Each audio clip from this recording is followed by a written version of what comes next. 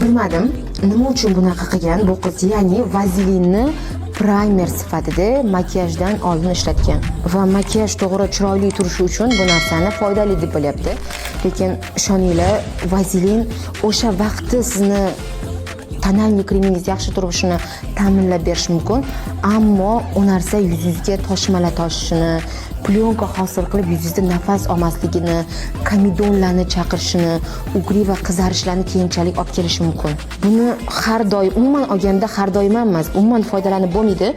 Lekin shunaqa effektga erishmoqchi bo'lsangiz, ya'ni yuzingiz tonalningiz chiroyli yoki bo'lmasa hech qanaqa yig'ilib qolmasligini istasangiz, siz undan ko'ra matve yoki sianiy koja beradigan SPF'lardan, oxir finishi shunaqa bo'ladigan yoki bo'lmasa yaxshi tonap kremlardan yoki bo'lmasa o'shanaqa aynan primer va bazalardan foydalangan yaxshi. Chunki ular baribir ham poriga kirib ketadigan tonalniy qoldiqlarni ushlab qoladi.